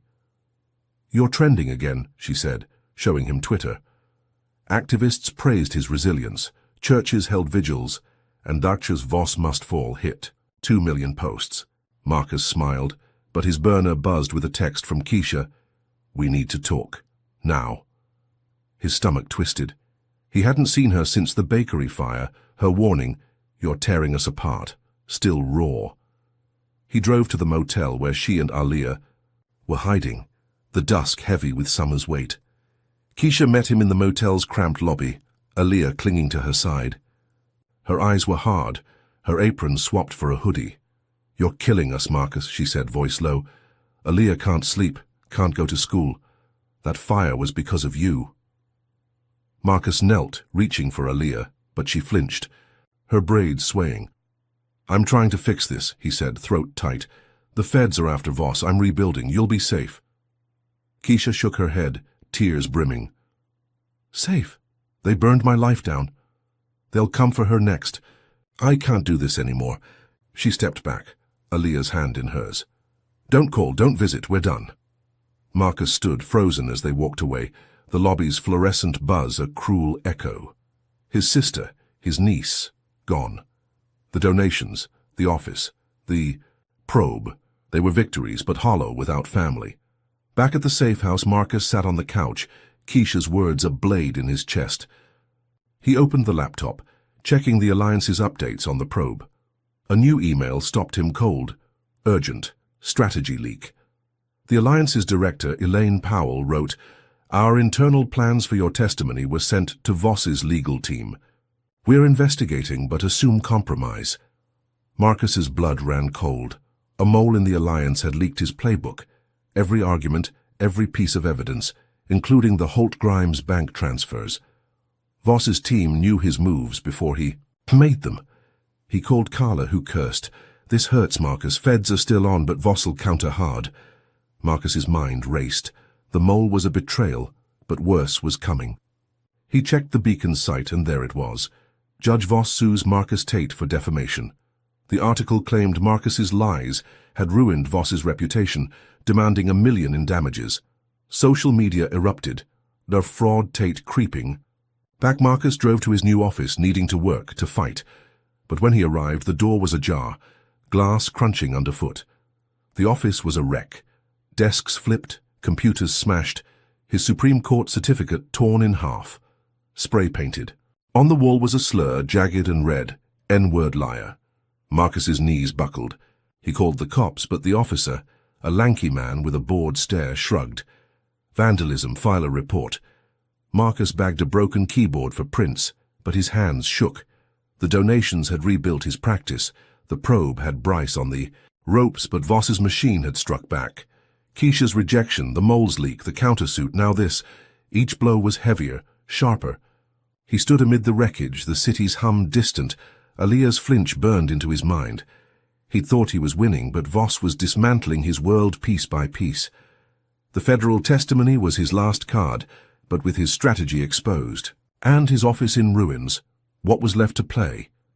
Marcus sat on the office floor, the dossier from the Alliance scattered among the debris. He gathered the pages, their bank transfer records now known to Voss. Lena texted, "Alliance is locking down, but people are rattled." Even Trey's messages had slowed, the community's fire dimming. Marcus's ribs ached, the crash's pain lingering. He pictured Voss in his chambers, laughing, the lawsuit a taunt. The feds were coming, but Marcus's victories were crumbling. He clenched the torn certificate, its gold seal glinting. He'd relaunched his fight, thought he'd turned the tide, but Voss's wrath was endless. The probe was his final stand, but with his family gone and his office trashed, could he endure the next strike? Marcus Tate stood amid the wreckage of his new Decatur office, the spray-painted slur, N-word liar, a jagged wound on the wall. His Supreme Court certificate lay torn, computers smashed, and the Southern Justice Alliance's dossier scattered like ash. The mole's leak had handed his federal testimony strategy to Judge Harlan Voss, and Voss's defamation lawsuit was $1 million noose. Keisha's rejection, Aaliyah's fear, and the trashing of his practice had gutted Marcus's hollow victory. The federal probe, with Nathan Bryce indicted and Marcus set to testify, was his last stand, but Clarence Holt's money, Randall Holt's spin, and Voss's countersuit were closing in. Marcus, tempered by Mechanicsville's scars and the Supreme Court's trials, gathered the dossier's pages, his ribs still aching from the truck ambush. The hearing was tomorrow. He'd face Voss, expose the truth, and fight, even if it cost everything. Marcus spent the night in the Grant Park safe house piecing together his testimony. The USB drive, stolen from Bryce's tech lab, held emails linking Holt's pack to the deepfake that had poisoned his name. Despite the mole's leak, the feds didn't know about the USB's raw data, server logs, rendering files, proof Bryce's AI had faked his confession. Marcus emailed Carlan Guyen, his lawyer, attaching the files. "Use this at the hearing," he wrote. "It's our ace." Carla replied, "DOJ's ready. You're on at 9. Lena Carter texted, "Community's shaky, but justice for Tate's still alive." Marcus's jaw tightened. Keisha's words, "We're done," and Aaliyah's flinch haunted him, but the probe was his shot to end Voss. He slept fitfully, the city's hum a faint pulse, dreaming of flames and slurs. Morning broke, and Marcus entered the federal courthouse downtown, a stone fortress buzzing with reporters. The hearing room was packed, Alliance members, community leaders, cameras flashing. Voss sat at the defense table, his silver hair immaculate, eyes cold. Marcus took the stand, the USB's weight in his pocket grounding him. The DOJ prosecutor, a sharp woman named Anita Patel, led him through his story. Voss's courtroom mockery, the Beacon smears, Keisha's bakery fire, Dion's death, the deep fake. Then came the lab data. Marcus handed Patel the USB and she projected the emails. Randall Holt to Bryce.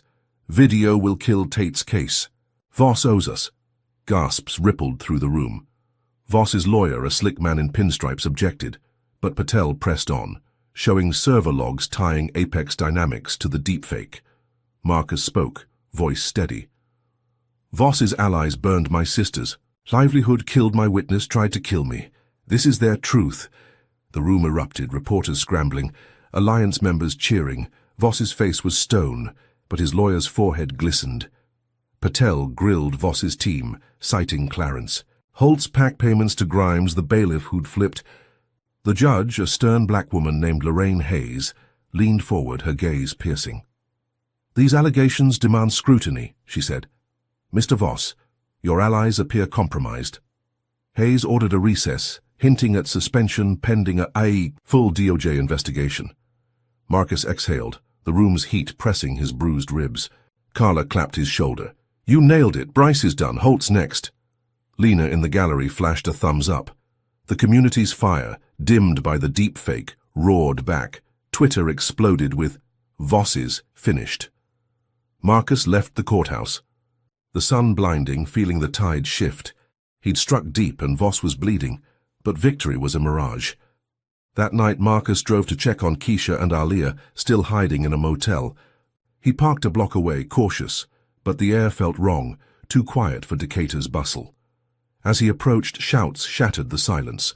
A mob, 50 strong, stormed the street, faces twisted, chanting, "No justice for liars." Slurs flew, raw, and venomous as they waved torches and bats. Marcus's blood froze. He sprinted to the motel, heart hammering, and saw Keisha's room, curtains drawn. The mob surged closer, torchlight flickering, a pickup truck blaring a horn. Marcus banged on the door, Keisha yanking it open, Aaliyah behind her, eyes wide. "Get out now!" he yelled, pulling them toward his car. A bottle sailed past, shattering on the pavement, gasoline stinging the air. The mob closed in, faces pale under hoodies, slurs drowning the night.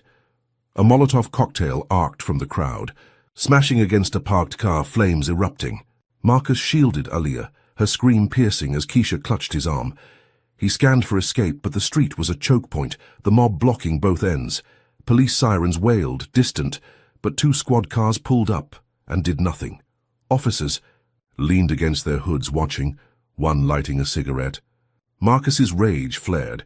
"Do your job," he shouted, but they smirked, unmoving. The mob hurled another firebomb, grazing the motel's wall, sparks raining. Marcus grabbed Aaliyah, hoisting her over his shoulder, and pushed Keisha toward an alley. "Run!" he roared, dodging a bat swung by a bearded man with wild eyes.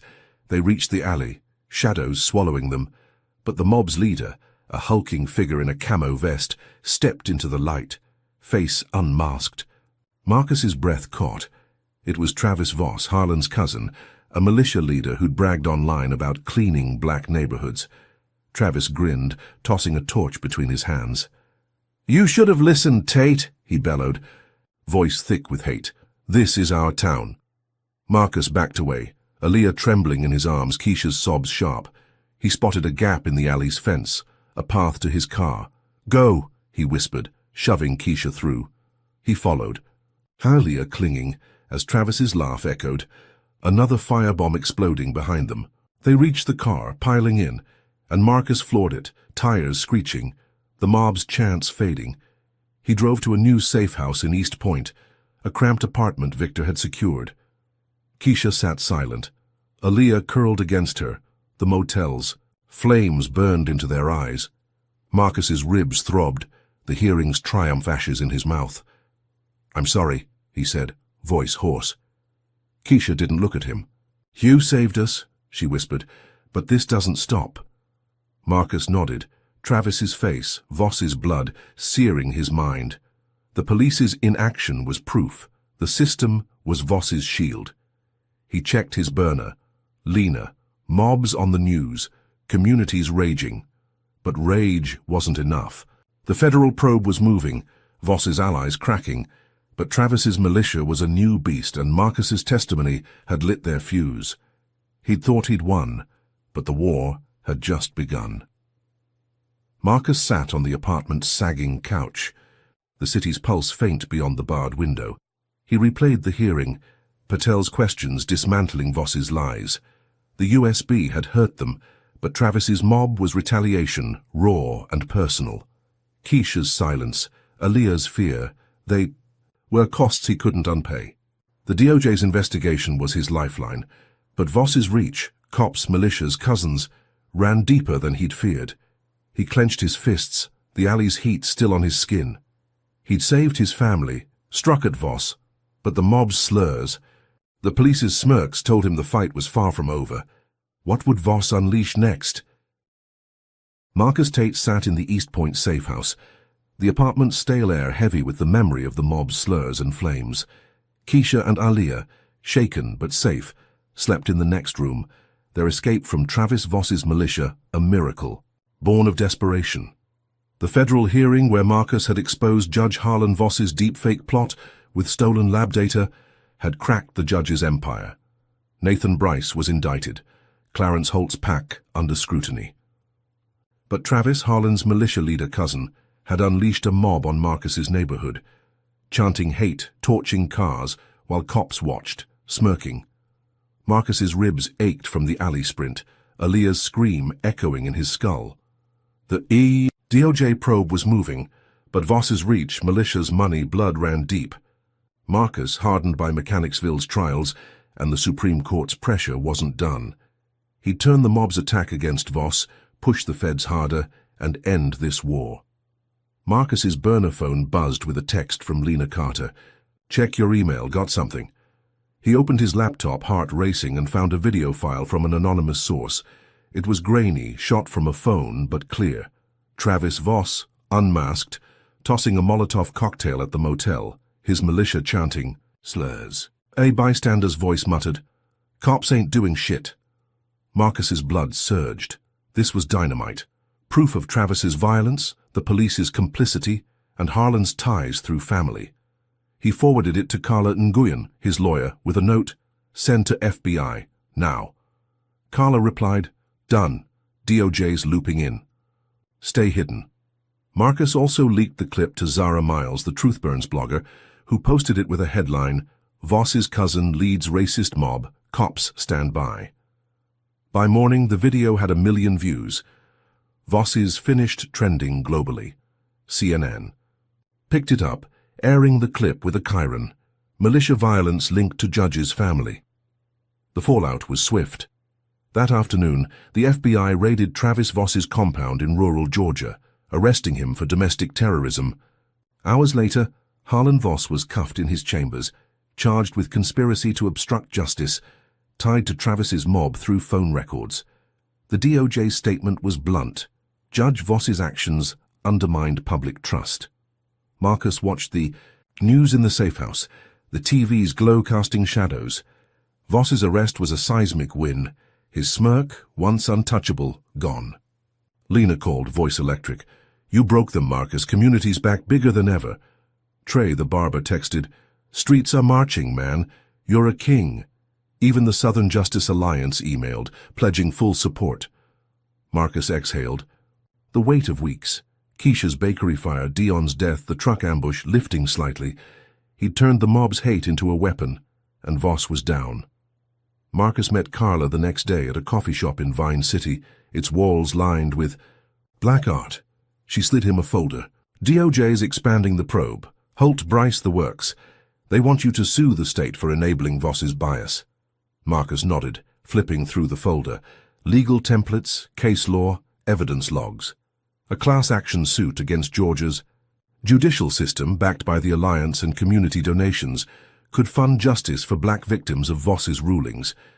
He spent the week drafting, holed up in the safe house, coordinating with Lena and the Alliance. The community rallied. Churches raised funds, activists packed planning meetings, Warrant Justice for Tate hitting 5 million posts.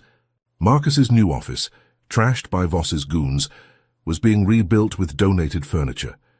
He pictured the lawsuit's impact, millions in reparations, Voss's legacy dust. For the first time, he felt the war tilting his way, but the tide turned. Cruelly. Late one night, Marcus's burner buzzed with a text from Zara. Trouble, check beacon. He opened the Atlanta Beacon's site and his heart sank. A headline screamed, Tate bribed witnesses, forged evidence in Voss case. The article cited a leaked document, a contract allegedly signed by Marcus, paying Reggie and Grimes to lie about Voss. It included bank records showing transfers from Marcus's account, accounts he'd never opened. Social media erupted. Fraud Tate surging. Comments vicious. He's the real criminal. Jail the liar. Marcus called Carla, voice shaking. This is fake. She was grim. DOJ's spooked. They're opening a perjury investigation.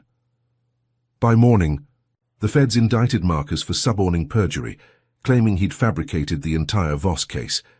The Alliance pulled back, their email cold. We cannot support amid these allegations. Lena texted, People are doubting Marcus. I'm trying. Marcus's world unraveled. He drove to the courthouse, summoned for arraignment, the July heat suffocating.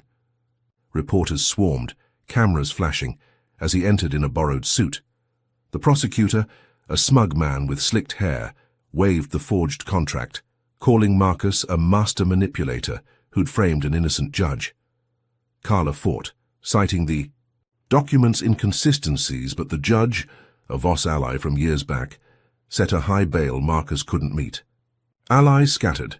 Trey's text stopped, the community's fire dimming.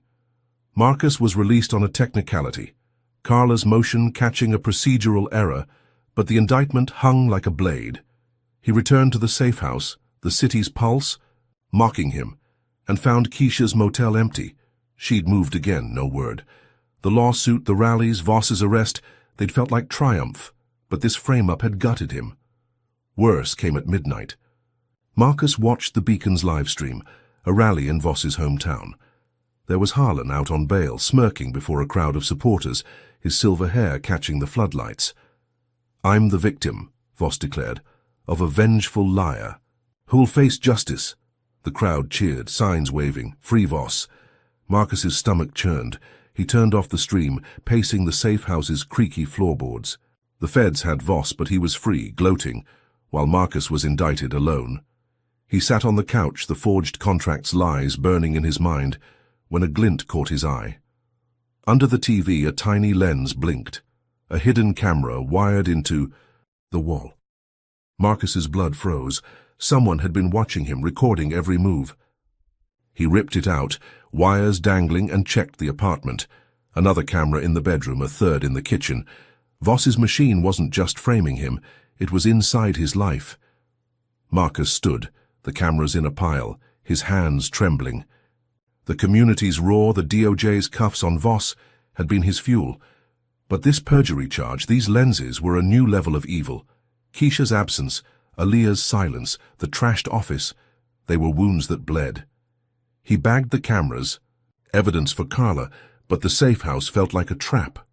The federal probe was alive, the lawsuit still possible, but Voss's smirk at the rally, the hidden lenses, told him the judge was playing a longer game. Marcus had pushed harder than ever, thought he'd cornered his enemy. But this frame-up had flipped the board. The DOJ testimony was days away, but with cameras in his home and an indictment on his back, what could he do next? Marcus Tate stood in the East Point safe house, the pile of hidden cameras, lenses ripped from walls and ceilings, a chilling testament to Judge Harlan Voss's reach. The forged perjury contract, proving Marcus bribed witnesses, had landed him an indictment, scattering his allies and dimming the charged Justice for Tate fire. Voss, out on bail, smirked at rallies, while Marcus's sister Keisha and niece Aaliyah hid, their trust in him shattered. The federal probe had cuffed Voss for conspiracy, But the cameras in Marcus's home, the mob led by Voss's cousin Travis, and the trashed office were proof. Voss's machine, Clarence Holt's money, Randall Holt's spin, Nathan Bryce's tech was still hunting him. Marcus, forged in Mechanicsville's grit and the Supreme Court's crucible, clutched the cameras, his ribs aching from past assaults. The DOJ testimony was days away, but with his name poisoned and spies in his walls, he needed a final play to end this war. Marcus called Victor Gaines, his PI, voice low to dodge any lingering bugs. These cameras, who planted them? Victor, gruff as ever, promised to trace the wiring. Give me a day, bet it's Holt's muscle. Marcus hung up, his mind racing. The cameras weren't just surveillance, they were tied to the perjury. Frame up. He examined one, a sleek device with a blinking red light, and noticed a faint Wi-Fi signal. A hacker's instinct, honed from law school tech courses, kicked in. He grabbed his laptop, running a signal trace. The cameras were streaming to a server in Alpharetta, a hub linked to Apex Dynamics, Bryce's indicted tech firm. Marcus's pulse spiked. If he could hack the feed, he might catch Voss's crew in the act. He downloaded a cracking tool, working through the night, the safe house's stale air thick. By dawn, he was in. The feed showed his apartment, live, but also archived footage. He scrolled back, heart pounding, and froze. There, 2 nights. Dago was Travis Voss, the militia leader, planting the forged contract in Marcus's desk, his camo vest unmistakable. Marcus's hands shook as he saved the clip, a 4K nail in Voss's coffin. Travis Harlan's cousin caught red-handed, framing him for perjury. He emailed it to Carla Nyan, his lawyer, with a plan. Hold this for my trial. We go live. Carla replied, risky, but brilliant. DOJ's watching. Marcus also sent a copy to Zara Miles, the Truth Burns blogger, as backup. The perjury trial was tomorrow, a last-ditch effort by Voss's allies to bury him before the DOJ testimony. Marcus packed the cameras, his laptop, and the USB drive from Bryce's lab, moving to a new safe house in College Park, a drab duplex Victor had secured. He didn't sleep, replaying the footage. Travis's sneer burned into his mind. Keisha's absence, Aaliyah's fear, Dion's death, they fueled him. This clip could clear his name, but Voss's machine was relentless. He had to strike first. The trial hit like a storm. The Atlanta courthouse was a circus. Reporters, protesters, alliance members dwindling but present. Marcus, in a crisp suit despite his bruises, stood before Judge Evelyn Carter, a no-nonsense black woman. The prosecutor, a Holt-funded hawk, named Paul Grayson, waived the forged contract, claiming Marcus paid Reggie and Grimes to lie. This man's a fraud, Grayson sneered, undermining justice itself. Carla countered, citing the contract's typos, mismatched fonts, but Grayson's bank records, faked deposits from Marcus's account, swayed the room. Marcus's allies, Lena and Trey, sat in the gallery, faces tight. The community's fire was fading, dire fraud Tate trending again. Then Carla called Marcus to the stand, her signal clear, now or never. He connected his laptop to the courtroom's projector, whispering to the tech, stream this live. The tech, a young ally from the Alliance, nodded, linking to Zara's Truth Burns feed. Marcus faced the courtroom, voice steady. I'm no fraud, Voss's family framed me. He hit play, and Travis's footage filled the screen, camo vest, forged contract, a smirk as he planted it. The gallery gasped. Grayson's jaw dropped and Judge Carter leaned forward, eyes blazing. Twitter exploded. Justice for Tate spiking to 10 million. Zara's live stream hit 1 million viewers, comments flooding. Tate's innocent. Voss is done. Grayson stammered objections, but Carter shut him down. This changes everything, she said, dismissing the perjury charge. The courtroom erupted, Lena hugging Trey, reporters scrambling. Marcus exhaled, ribs throbbing, as Carla gripped his arm. You're free, she said. The feds, watching live, issued a warrant. Harlan Voss, rearrested for evidence tampering, was headed to prison. The fallout was seismic. By evening, Voss was convicted, sentenced to 10 years for conspiracy and obstruction, his judicial robe stripped. Travis faced federal charges, his militia compound raided. The DOJ probe expanded, Indicting Clarence Holt for racketeering. Randall. Holt for fraud. The Washington Post ran a front-page story. Black lawyer's courage topples corrupt judge. Marcus's name was clear, his Supreme Court badge untarnished. The community roared. Marches in Atlanta, vigils nationwide. DeVos finished a global cry. The Alliance, back in full, pushed Marcus's class action lawsuit against Georgia, alleging systemic bias under Voss's tenure.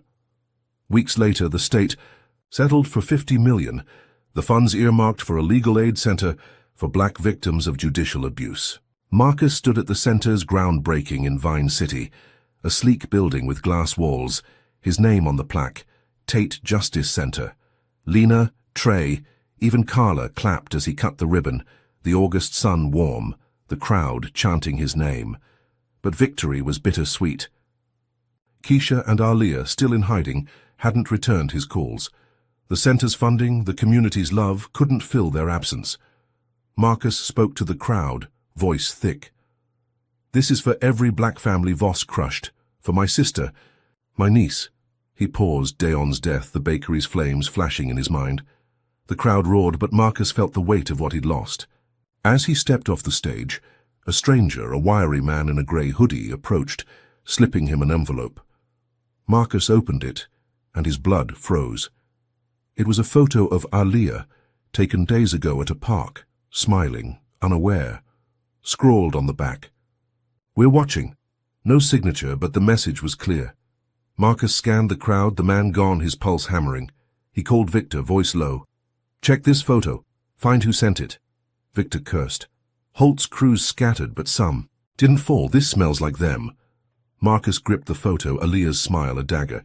Later, Lena dug up chatter on dark web forums. A new syndicate, born from Voss's allies, calling itself the Order, vowed to cleanse Atlanta of troublemakers like Marcus. Their logo, a torch and cross, matched a pin the stranger. War. Marcus stood in the safe house, the center's ribbon still in his pocket, the photo on the table. The lawsuit, Voss's prison cell, the community's triumph.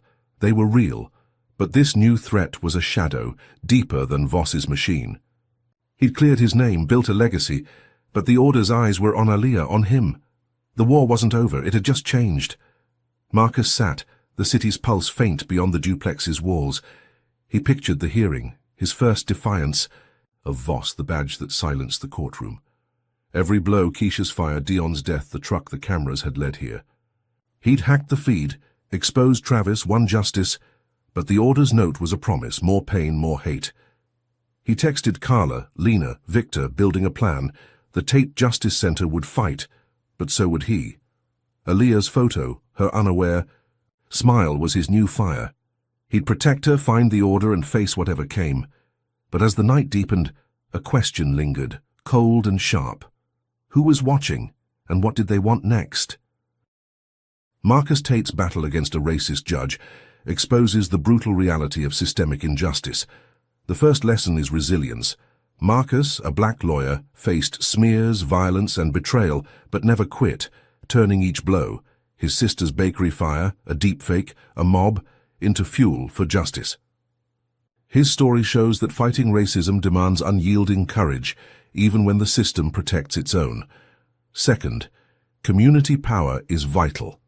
The Citis Justice for Tate movement, from viral hashtags to donations, amplified Marcus's voice, proving collective action can shake corrupt foundations. Yet the third lesson is sobering. Racism evolves. Voss's defeat birthed the Order, a new racist syndicate, reminding us that victories are fragile and vigilance is eternal. Fourth, truth is a weapon. Marcus's hacked camera feed exposing Travis Voss's frame-up cleared his name and jailed. A judge showing that evidence wielded wisely can dismantle lies. Finally, personal cost haunts every fight. Marcus lost Keisha and Aaliyah's trust, a scar deeper than any physical wound, teaching that justice often demands sacrifice. This story isn't just Marcus's. It's a mirror for anyone facing racist systems, urging us to stand, fight, and rebuild no matter the odds. What racist barrier have you seen or fought? Comment number 1 to share your story. Like, subscribe, and share to amplify this truth. Thank you for joining Marcus's Journey, may you find strength to challenge injustice in your world.